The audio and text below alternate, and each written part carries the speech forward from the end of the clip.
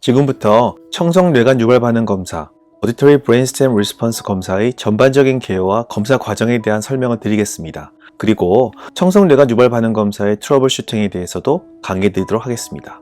끝까지 잘 들어주시기 바랍니다. 청성 유발 반응의 분류는 자극 후 반응까지의 시간, 즉 잠복기에 따라 초기, 중기, 후기 반응으로 나눌 수 있습니다. 예를 들어서 초기에 반응이 나타나는 청성 유발 반응으로는 일렉트로코클리오그래피와 ABR이 있고요. 미들 레이턴시에는 ASSR이 있습니다. Late Latency Auditory Evoked Potential로는 이런 여러 가지 P300 같은 검사를 하고 있죠. 근데 아시겠지만 처음에 소리 자극이 나와서 뇌파 자극이 나올 때 처음에 나오는 자극은 비교적 안정적이고 문제가 없는데 반면에 점점점 반응 시간이 길어질수록 잡음이 섞이고 불안정해질 수 있다는 점이 있습니다. 그래서 ABR 같은 경우는 굉장히 초기에 나오는 청성 유발 반응이기 때문에 안정적이고 검사에 잘 쓰일 수 있습니다. 청성뇌관 유발 반응 검사는 자극 후 청신경으로부터 뇌관에 발생하는 5개에서 7개의 파형이며 잠복기는 10ms 이내입니다. 여러 청성 유발 반응 중에서 가장 안정적이고 아까 말씀드렸죠. 비침습적인 검사이며 마취나 신경 안정제의 영향을 덜 받는 장점이 있습니다. ABR 응용 분할은 이게 중요한데요. 많이 쓰이는 이유가 있죠. 청력 역치의 평가. 우리가 수능 청력 검사를 통해서 주관적인 난청 정도를 평가하지만 어디까지나 수능 청력 검사는 주관적인 난청을 평가하죠. 그렇지만 ABR은 객관적인 청력 역치를 평가할 수 있기 때문에 더 많이 쓰이고 있습니다. 그래서 객관적인 청력 장애를 진단하는 것은 청각 장애 진단서를 작성할 때 무조건 안 들립니다 라고 하면은 우리가 믿고서 청각 장애 진단을 할 수가 없겠죠. 그래서 여기에 수능 청력 검사 3회에 더해서 객관적인 ABR을 더한 결과를 가지고 우리가 청각 장애를 진단하게 됩니다. 청신경 종양이 의심될 때 레이턴시가 증가하거든요. 그래서 그런 점을 이용해서 청신경 종양이 의심될 때 진단 목적으로 이용합니다. 영유아는 들린다 안 들린다 말을 못하죠. 그래서 영유아의 스크리닝 검사로 많이 사용됩니다. 또 수술할 때 예를 들어서 앞서 말씀드렸던 청신경 종양의 경우에는 이 종양을 제거하는데 수술을 하다 보면은 청신경에 손상을 올 수도 있죠. 그래서 수술 중 청각 보존을 위한 감시 목적으로 ABR을 사용합니다. 마지막으로는 인공호흡 의식 대상 환자의 평가가 있는데 말 그대로 이 환자가 진짜로 못 듣는 것인지 인공호흡을 할 정도로 이 70dB 이상이 맞는지 객관적인 평가를 할 수 있고 또 한 가지는 오디토리 뉴로패시라 그래가지고 청력보다도 청신경에 어떤 병변이 있어서 못 듣는 경우는 이런 ABR 검사에서 전혀 반응이 안 보이겠죠. 수능 청력 검사에서는 70이나 80으로 보이더라도 그런 경우에는 오디토리 뉴로패시는 아무래도 인공호흡 의식을 하더라도 그 치료 효과가 약간은 떨어지지 않을까 생각을 합니다. 그래서 이런 ABR의 응용 분할로서는 인공호흡 의식 대상 환자의 평가를 위해서도 사용됩니다. ABR 웨이브는 1형부터 5형까지 5개의 파형이 많이 이용되는데 나중에도 설명드리겠지만 1형과 3형과 5형이 가장 뚜렷하게 나옵니다. 특히 5형은 사람의 경우에는 5형을 이용해가지고 청력 역치를 평가하는 데 이용하죠. 웨이브 1부터 5까지 어떤 의미를 갖고 있는지에 대해서는 학자들마다 의견이 조금씩 다르긴 한데 대부분 이런 식으로 아시면 될 것 같습니다. 웨이브 1은 디스탈 코클리아 너브고 웨이브 2는 프록시멀 코클리아 너브 그리고 웨이브 3는 코클리아 뉴클레우스를 의미하고 웨이브 4는 수피리어 올리버리 뉴클레우스로 넘어가서 웨이브 5는 레터럴 렘니스커스를 의미한다고 알려져 있습니다. 웨이브 6는 인피리어 컬리큘러스라고 말을 하지만 사실 임상적으로는 웨이브 5가 많이 쓰이기 때문에 웨이브 6까지는 우리가 일부러 해석하거나 판독하진 않습니다. ABR의 분석에 대해서 말씀드리겠습니다. 파형의 존재 유무, 잠복기, 레이턴시, 진폭, 앰플리튜드 등으로 행해지는데 웨이브 1, 3, 5가 안정적인 파형을 보이므로 분석의 대상이 됩니다. 웨이브 5는 특히 안정적으로 나오기 때문에 청력 역치 측정에 이용되고 있습니다. ABR은 평균 가산이라는 걸 합니다. 이 의미는 뭐냐면 뇌파죠. 뇌파는 굉장히 미세한 전류입니다. 그렇기 때문에 주변에 영향을 많이 받아서 잡음이 많이 낄 소지가 있는 거죠. 그렇다면 이 나온 파형이 잡음인지 소리를 주었을 때 나온 반응인지를 알 수 있는 방법이 없죠. 그래서 같은 검사를 수없이 반복해서 일정하게 나온 값을 합산을 해서 일정하게 나오지 않고 들쭉날쭉하게 나오는 값은 우리가 잡음, 즉 노이즈로 분석을 해서 없애버립니다. ABR의 평균 가산, 에버리징을 이용해서 ABR의 각 파형을 구하게 됩니다. 그래서 보통은 굉장히 작은 전기 신호이기 때문에 한 1000번 정도, 안정적이면은 한 500번에서 700번까지도 하고요. 아주 중요하게 측정을 해야 되는 경우는 1000번을 이상 할 수도 있습니다. ABR의 측정에 영향을 미친 요소는 여러 가지가 있습니다. 나중에도 트러블 슈팅에 대해서 말씀을 드리겠는데요. 우선은 웨이브 1을 제외하고는 양측 청각 경로에 의한 전위가 전부 기록되니까 매스킹이 필요합니다. 그래서 검사를 할 땐 양쪽 귀에 인서트 폰을 삽입을 해서 검사를 하면서 오른쪽을 검사할 때는 왼쪽에 잡음을 넣어서 매스킹을 시행해 줍니다. 유소환은 파형의 잠복기가 길어서 24개월 정도 됐을 때 성의가 같아집니다. 그래서 태어났을 때 특히 미숙아인 경우에는 ABR을 검사를 하더라도 성인처럼 나오지 않죠. 그래서 최소한 1년까지는 그런 청각 전달 경로가 발달을 하기 때문에 그런 걸 감안해서 검사 결과를 해석하는 것이 좋습니다. 여성은 남성보다 잠복기가 0.2ms 정도 짧은 것으로 알려져 있고요.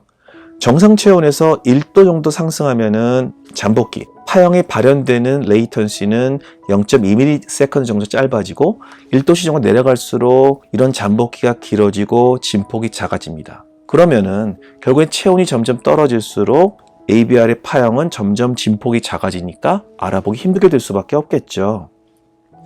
청성뇌관 유발 반응 검사와 수능 청력 검사 사이의 관계를 말씀드리겠습니다.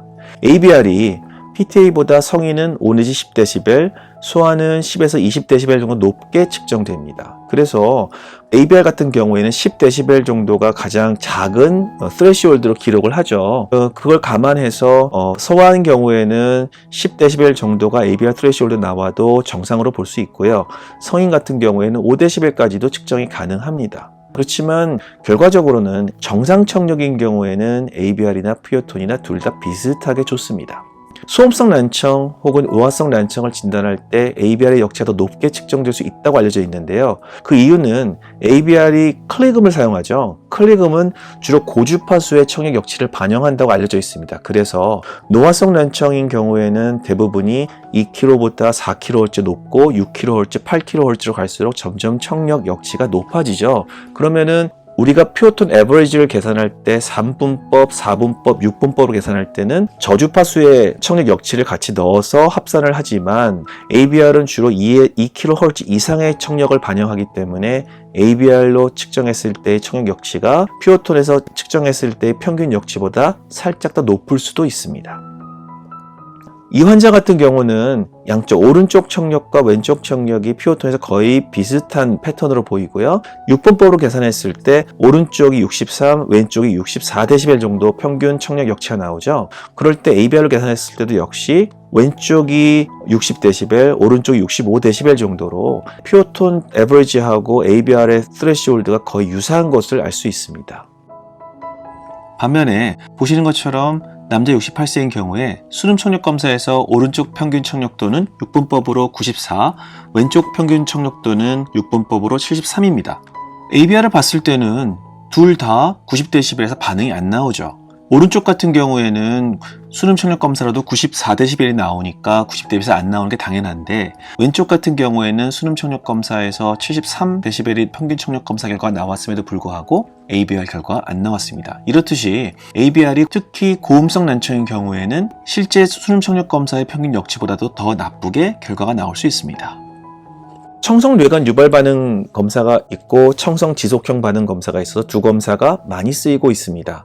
두 검사의 차이점을 아는 것이 무엇보다 중요할 텐데요. 청성뇌관 유발 반응 검사와 청성 지속형 반응을 비교할 때는 청성뇌관 유발 반응 검사는 일시적 반응 자극, 클리금이나 드물게는 톤버스트를 이용해가지고 주파수별 청력 역치를 측정할 수 있지만 대부분의 경우에서는 클리금을 이용해서 전반적인 청력 역치를 측정하는 경우가 대부분이고요. 그렇지만 청성 지속형 반응은 지속적인 변조된 수음을 이용한 지속적 자극을 두는 다른 점이 있습니다.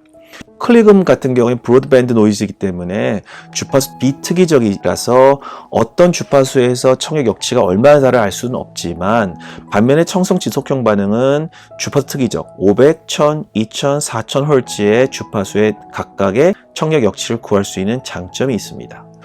청성뇌관 유발 반응 검사는 한 번에 한 개만 측정 가능해서 검사 시간이 꽤 오래 걸리죠. 그런데 청성 지속형 반응은 주파수 특이적으로 한 번에 4개의 주파수를 사용하고 또 한 번에 양쪽 귀를 동시에 측정 가능하기 때문에 청성 뇌관 유발 반응에 비해서 좀 더 빠른 시간에 검사 결과를 구할 수 있는 장점이 있습니다. 청성 뇌관 유발 반응 검사는 수면이나 각성 상태에 영향을 받지 않는 것으로 알려져 있기 때문에 영유아의 경우에는 포크랄 등으로 재워서 수면 상태에서 검사를 하는데 청성 지속형 반응은 약간 영향을 받을 수 있는 것으로도 알려져 있습니다. 그렇지만 영유아인 경우에 보청기 착용을 위해서는 청성 지속형 반응을 하는 경우가 많죠. 그때도 어쩔 수 없이 수면을 좀 시켜서 검사를 합니다. 우리가 청성 뇌관 유발 반응 검사가 객관적 검사다 이렇게 말을 하지만 아시겠지만 결국에는 파형이 나왔을 때 각 파형 1파, 2파, 3파, 4파, 5파가 각각 어디에 해당되는지는 검사자가 직접 표기를 합니다. 그래서 주관적 판단에 의한 청력 역치가 결정된다고도 말씀드릴 수 있겠죠. 그리고 아까 말씀드렸던 합산, 에버리징을 적절하게 시켜줘야 제대로 된 검사 결과가 나오는데 에버리징을 좀 부족하게 시켰을 때는 본의 아니게 제대로 된 청력 역치를 못 구할 수도 있습니다. 그래서 청성 뇌관 유발 반응 검사는 좀 더 숙련된 청각사들이 대부분의 랩에서 많이 진행하는 것으로 알고 있습니다. 서울 아산병원도 마찬가지입니다. 청성 지속형 반응은 그렇지만 알고리즘에 의해서 검사를 하죠. 그래서 검사자가 개입할 여지가 거의 없습니다. 그래서 검사자는 환자의 검사 기구만 걸어 놓으면 알아서 결과를 뽑아주죠. 그래서 좀 더 객관적이라 알 수 있는데 이 알고리즘이 그렇다면 얼마나 정확한지가 또 관건이겠죠. 그래서 각 회사들마다 알고리즘이 약간씩은 다르지만 어쨌거나 그 각 회사의 특정한 알고리즘에 의해서 객관적인 역치가 결정됩니다. 중요한 거는 청성 뇌관 유발 반응 검사는 90dB까지의 청력 역치를 측정할 수 있는 반면에 그래서 90dB에서 결과가 안 나오면 no response로 기록을 하죠. 그렇지만 청성 지속형 반응은 120dB까지의 청력 역치를 측정할 수 있습니다. 그래서 좀 더 고도 난청에서는 더 정확한 청력 역치를 측정할 수 있는 장점이 있습니다. 청력 유형에 따른 두 검사의 차이점에선 청성 뇌관 유발 반응 검사는 정상 청력일 때 정확한 역치가 측정되는데 청성 지속형 반응이 살짝 청성 뇌관 유발 반응의 검사에 비해서 역치가 좀 높은 걸 알 수 있습니다. 그래서 정상 청력인지 볼 때는 ABR이 좀 더 나은 것으로 알려져 있고요. 전음성 난청, 컨덕티브 히어링 로스인 경우에는 청성 뇌관 유발 반응 검사는 예를 들어서 영유아인 경우에는 오타이티스 메디아 이퓨전처럼 고막에 삼출액이 들어있어서 에어 컨덕션을 했을 때는 청력 역치가 나쁘게 나올 수 있죠. 그럴 때는 골도 ABR을 측정해서 정상인지 여부를 확인 가능합니다. 그렇지만 청성 지속형 반응은 본 컨덕션이 좀 부정확할 수 있다는 단점이 있습니다. 감각신경성 난청인 경우에는 경도, 중등도, 고도 난청에서의 청력 역치는 두 검사 다 정확하게 검사를 할 수 있는데요. 청성 뇌관 유발 반응 검사는 앞서도 말씀드렸듯이 90dB 이상의 고도 난청 이상의 측정은 불가능합니다. 반면 청성 지속형 반응은 고도부터 심도까지 난청 측정이 가능해서 고음성 이상의 난청인 경우에 정확한 주파수별 청력 역치가 측정이 가능합니다. 청신경 병변은 청력과 상관없이 비정상 파형을 보여서 오디토리 뉴로패티 등의 진단에 도움이 됩니다. 청성 지속형 반응은 청신경 병변을 진단하는 데는 크게 도움이 안 되는 것으로 알려져 있습니다. 서울 아산병원에서 2008년도에 냈던 논문 결과입니다. 이 검사 결과는 클리금을 이용한 ABR과 ASSR의 상관관계를 보는 검사인데요. ASSR의 2kHz의 청력 역치, 4kHz의 청력 역치, 그리고 2에서 4kHz의 청력 역치의 평균값을 가지고 클리금을 가진 ABR과의 상관관계를 보았습니다. 상관관계는 2kHz나 4kHz 둘 다 0.92의 상관관계가 있는 반면에 ABR이 아까 말씀드렸지만 고음 쪽에 조금 더 특화된 특징을 갖고 있다고 말씀드렸죠. 그래서 ASSR도 2에서 4kHz의 평균을 냈을 때 0.94로 보다 더 높은 상관계수를 보였습니다. 지금부터는 청성 뇌관 유발 반응 검사를 어떻게 시행하고 어떻게 검사를 하며 파형을 어떻게 체크하는지에 대해서 간단한 동영상을 보여드리도록 하겠습니다. 검사를 시행할 때는 피검자에게 청성 뇌관 유발 반응 검사는 어떤 검사이고 어떻게 진행되는지 설명해 드리는 것이 중요합니다. 우선 전극의 부착 부위를 피부 세정제 또는 알코올 스펀지로 깨끗하게 닦아줍니다. 그래서 검사 당일날에는 가급적 화장을 하고 오지 않도록 말씀드리는 것이 중요합니다. 전극의 부착 부위는 이마의 위아래로 2군데, 양측 유양동에 각각 1개씩의 전극을 부착하여 총 4개의 전극을 부착하게 됩니다. 우선 전두 정중부 혹은 두정부에 활동 전극을 부착하고 나머지 이마에 접지 전극을 부착합니다. 그리고 양측 위양동에는 기준 전극을 부착하게 되는데 검사의 전극은 형태와 재질에 따라 디스크형, 이어클립형 등 다양한 제품이 소개되고 있지만 대부분의 검사실에서는 일회용 디스크형을 사용합니다. 마지막으로 양측 귓구멍에 이어폰을 삽입하여 모든 전극과 이어폰을 부착 완료합니다. 환자에게 부착된 선들이 서로 뒤엉키게 되면 주파수 간섭이 있을 수 있으므로 잘 정리한 다음 편안한 자세로 눕도록 말씀드립니다.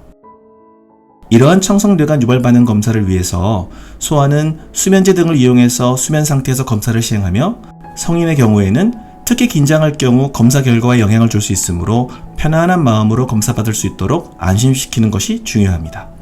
환자에게 부착된 선이 잘 연결되어 있는지 확인한 다음 검사를 시행하겠다고 말씀드리고 환자는 눈을 감고 주변에 불필요한 자극에 간섭받지 않도록 불을 끄고 어둡게 유지합니다. 자, 이제 청성뇌관 유발 반응 검사를 위한 준비는 다 끝났습니다. 환자에게 부착된 전극의 저항은 충분히 낮고 일정하게 유지되어야 하는데 모든 전극의 저항은 최대 5kΩ을 절대로 넘지 않도록 확인하는 것이 중요하고 저항값이 양측 채널 간의 차이가 나지 않도록 합니다.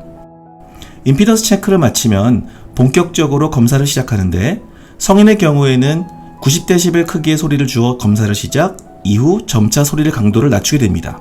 소아의 경우에는 처음에 너무 큰 소리를 주게 되면 깰 수가 있으므로 70dB부터 시작하는 것이 좋습니다.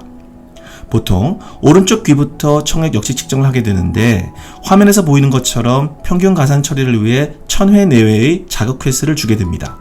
전자파의 영향이 적고 환자가 협조가 잘 되는 경우에는 이보다 적은 자극 횟수가 가능하고요. 그리고 청력 역치 근처에서는 이보다 높은 자극 횟수를 주어 정밀한 검사를 시행하게 됩니다. 현재 보시는 동영상은 90dB 소리 강도에서 자극 횟수가 880회로 적당하다고 판단되어 중단하였습니다. 그리고 1번 파형부터 5번 파형까지를 지정해주고 한 번의 검사만으로는 정확한 피크인지 알 수 없죠. 그래서 정확한 피크를 정하기 위해서 다시 한번 같은 검사를 반복해서 두 번의 검사의 피크가 일치하는지 확인하고 최종적으로 각 파형의 위치를 정해줍니다.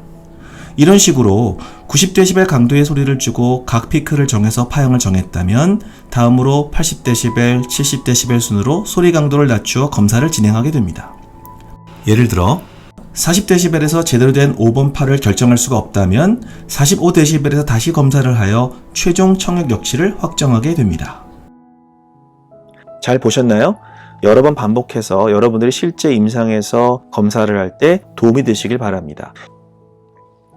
다음으로는 청성뇌관 유발 반응 검사에 영향을 미치는 인자들, 그러니까 이런 인자들을 잘 조절을 해야 우리가 원하는 검사 결과를 얻을 수 있겠죠. 이런 것을 트러블 슈팅이라고 합니다. 청성뇌관 유발 반응 측정에 영향을 미치는 인자는 여러 가지가 있습니다. 우선 양쪽 귀에 꼽는 트랜스듀서의 재질이나 방법에 따라 차이가 있을 수 있고요. 어떤 스티뮬레이션을 가하는지, 인텐시티나 레이치나 폴라리티나 듀레이션에 따른 변화가 있을 수 있습니다. 그리고 아무래도 중요한 거는 검사를 받는 피검자의 상태가 제일 중요하겠죠. 나이나 성별이나 이 사람이 청력이 얼마큼 나빴는지, 그리고 체온은 어땠는지, 각성 상태는 어땠는지, 그리고 어떤 약이나 알코올 등의 섭취가 없는지에 대해서 확인을 하고 이런 인자가 영향을 미칠 수 있으니까 잘 조절을 해서 검사를 시행해야 합니다. 먼저 측정에 영향을 미치는 피검자 요인에 대해서 말씀드리도록 하겠습니다. 수면 혼수 마취에 의한 영향은 ABR은 거의 받지 않습니다. 대신에 유아기에는 성인에 비해서 1파형이 좀 늦게 출현하고요. 신생아의 경우에는 6주경의 성인 수준에 이르고 생후 18에서 24개월의 성인과 비슷한 수준에 이릅니다. 그래서 신생아 난청 선별 검사에서 스크리닝을 해가지고 리퍼가 온 경우에 ABR 검사를 해서 생후 3개월째 검사 결과가 약간 미흡하게 나왔다고 너무 걱정할 필요가 없는 게, 저는 항상 부모님들한테 설명하는 게 1살까지, 최소한 돌까지는 뇌신경계가 점차 발달을 하기 때문에 돌 때 가서 청력 검사를 한 다음에 ABR 검사 결과를 판단해서 진짜로 청력이 나쁜지를 최종 점검을 하고 그때 가서 인공호흡 수술 등의 여부를 결정하는 것을 권유드린다고 말씀을 드립니다. 성별로는 여자가 남자보다 두개골이 얇고 중심 체온이 높아 진폭은 약간 넓고 1파형부터 5파형까지 잠복기가 짧지만 성별로는 유소아에선 차이가 없습니다. 아까 중심 체온이 높으면 진폭이 좀 높아지고 레이턴시가 짧아진다고 말씀드렸었죠.